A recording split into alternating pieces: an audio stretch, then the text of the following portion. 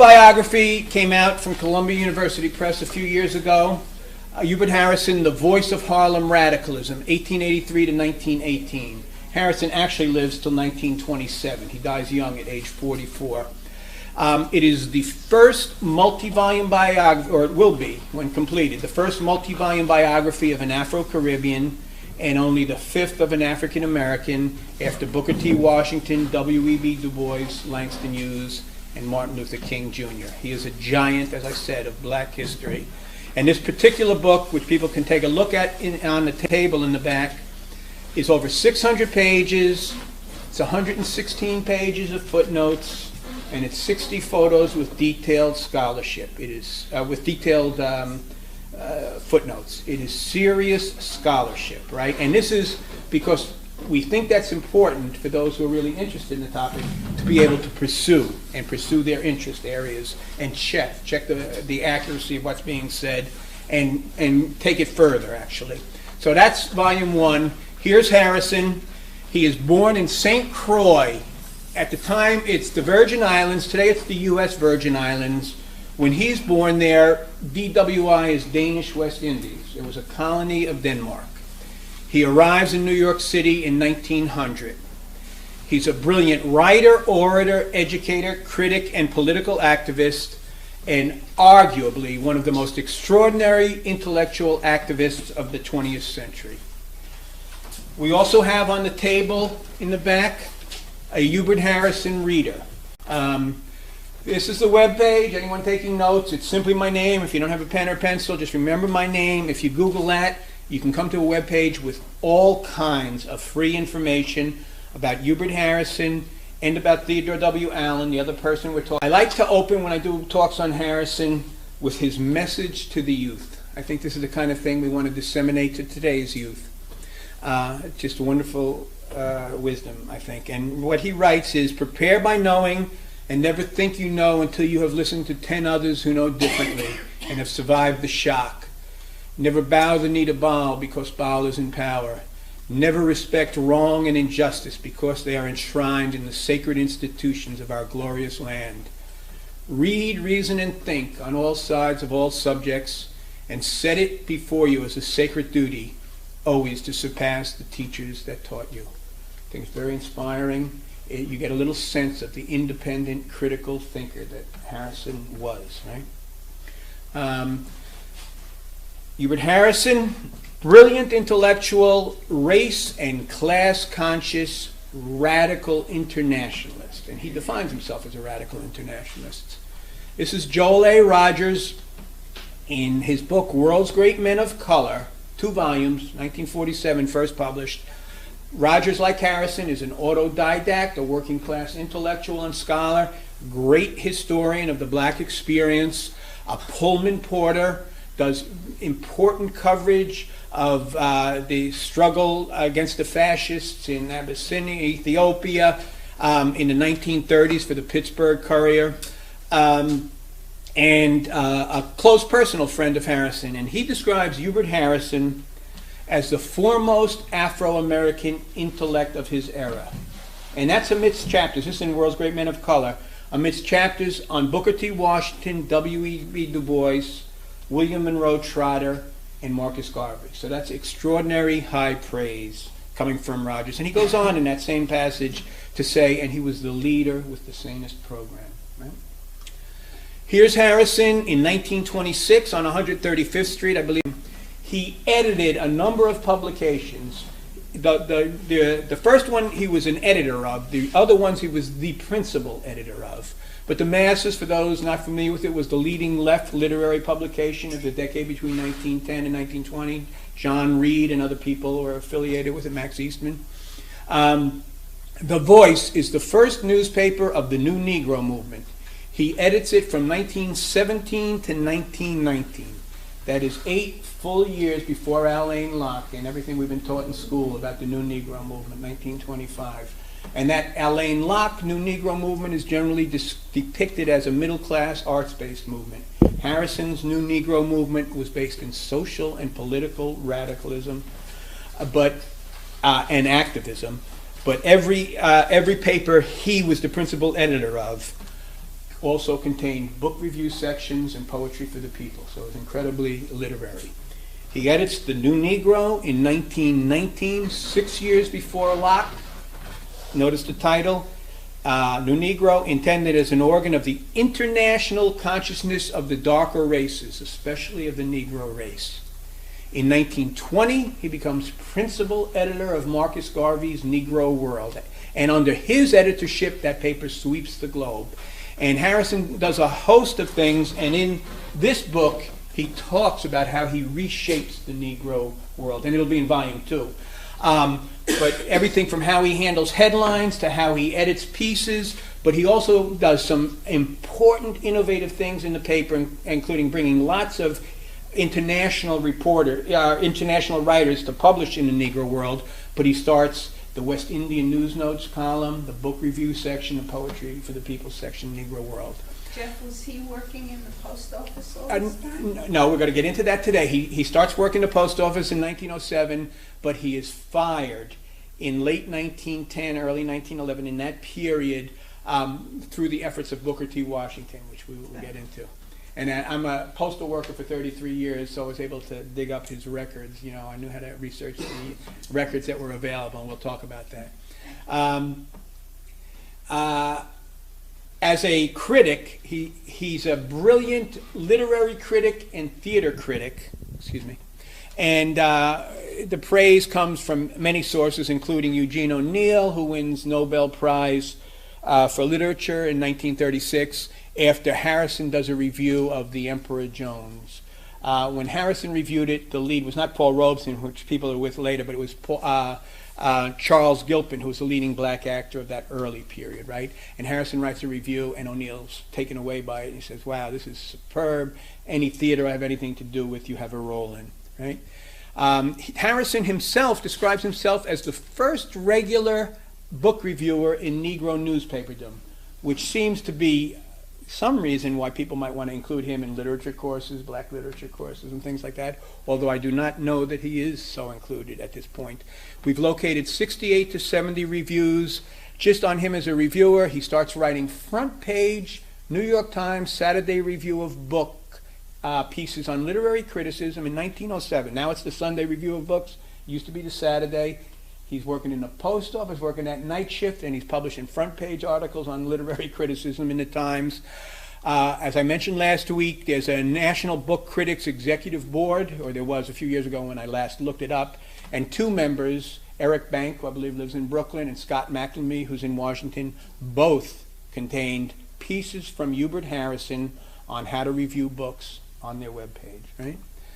Still on Harrison as an intellectual. He is a pioneer black activist in the Socialist movement, the Free Thought movement. Free thought is thought free of religious dogma, unfettered by religion. Very important in that period. It was a movement of some significance. Again, we'll talk about this today. But it's also significant because it's a break from the black church, the most powerful institution in the black community. So we'll talk about that dynamic a little. He's also active in the birth control movement. He comes out of Branch 5 of the Socialist Party with Margaret Sanger, but he also was aware of genocidal aspects of that movement and spoke on that. He's a promoter and aide to black writers and artists, Augusta Savage, the sculptor, Claude McKay, the poet, Joel Rogers, U.B. Blake, the musician, and the list goes on, because he understood very well the relation between art and politics, and he gave some leeway to the artists. He didn't try and dictate to them, right? He was a featured lecturer for the New York City Board of Education from 1922 to 1926. I believe he was the only black lecturer, and this is when the principal form of adult education was talks and presentations in public libraries and in schools in the evening, because people worked, right?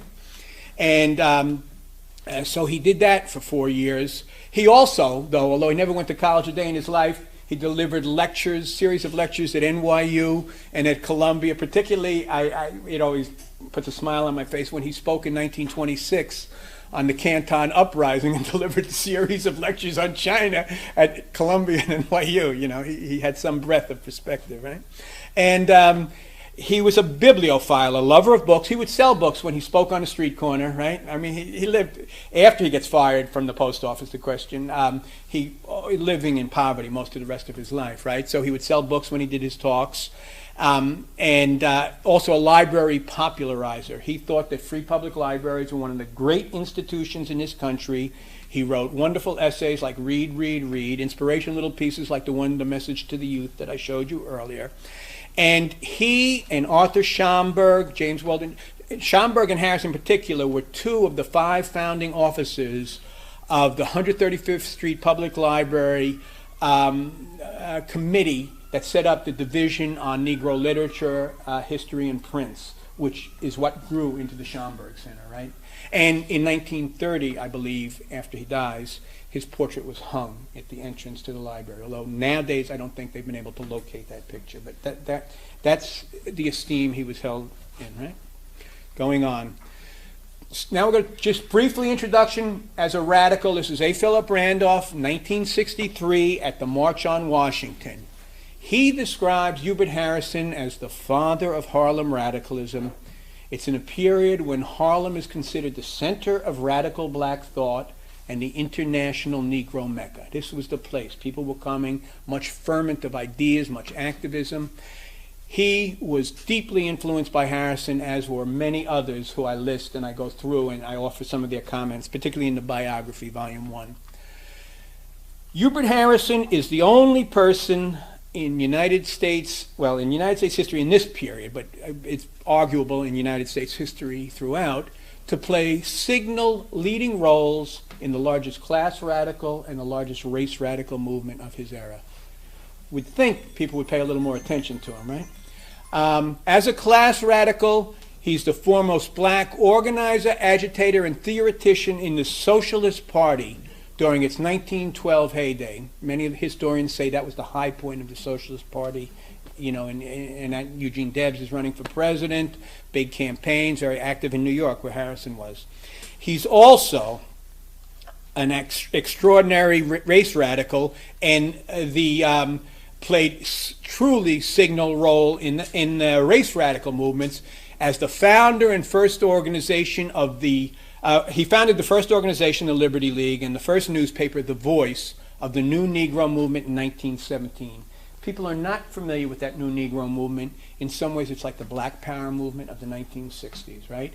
And we'll get more specifically into what its demands were, what it was pushing, but it's a movement of great significance.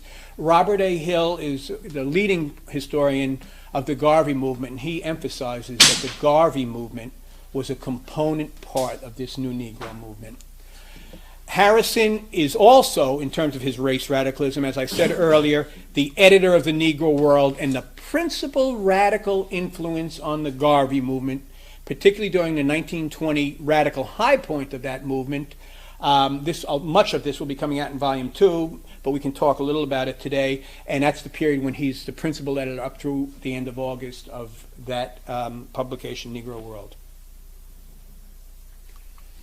Harrison profoundly influenced a generation of new Negro militants and common people. I've argued in my various writings that amongst his generation of activists, he is the most class-conscious of the race radicals and the most race-conscious of the class radicals. He was, by accounts of contemporaries, and in Randolph's case, from Randolph, the major radical influence on A. Philip Randolph, well known particularly for his class radicalism, the major radical influence on Marcus Garvey. When I grow up, when some of the folks in this audience grow up, that's Martin and Malcolm. Those lines of descent come down to Martin and Malcolm, because it's Martin who marches with Randolph, and the March on Washington. Randolph is at his side in 1963. And for those who don't know it, Malcolm's mother was a reporter for the Negro World, the same paper that Harrison had been principal editor of, and his father was a Garveyite preacher, right? So there are some lines, important lines of descent there. I argue that Hubert Harrison is a key ideological link in these two wings of the civil rights black liberation struggle. We want to look and study him to see how he could influence both wings of the movement. And we see what he's saying.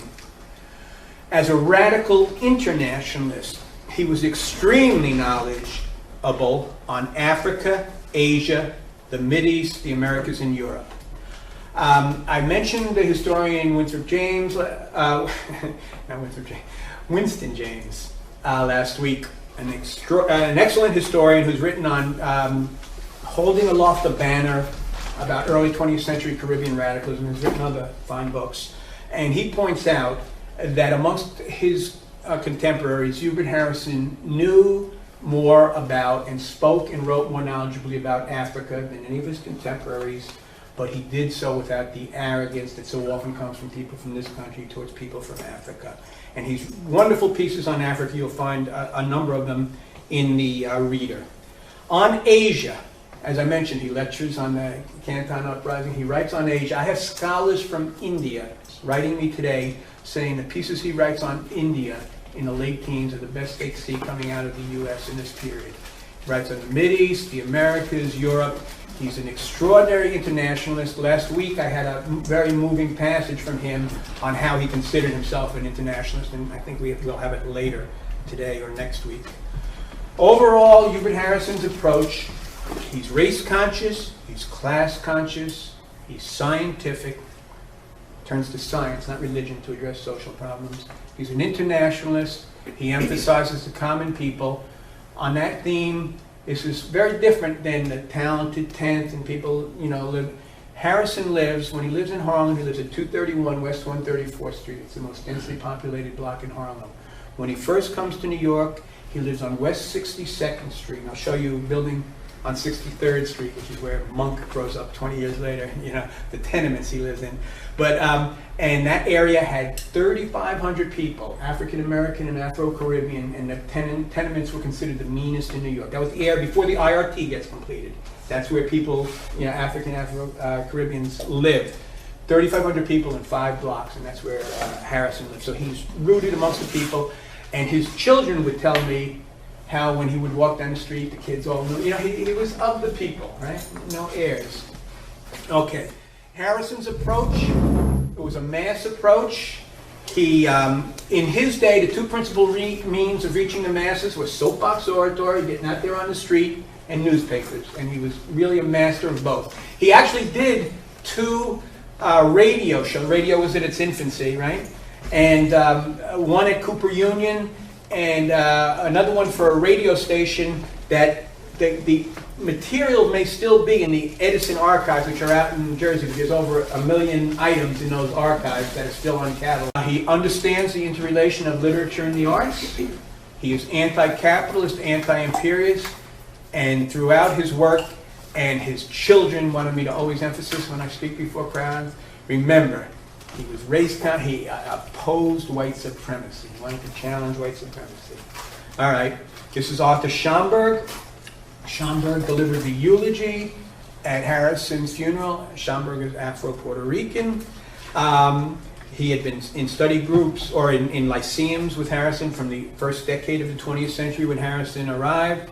He's the person for whom the Schomburg Center is named and whose collection was the basis for what developed into it. And when he delivered the eulogy at Harrison's funeral, he knew how popular Harrison was in his day, but he also said he was ahead of his time. And that's important because I think he has so much to offer us today. And last week I had a follow-up quote 70 years later from John Henry Clark saying basically,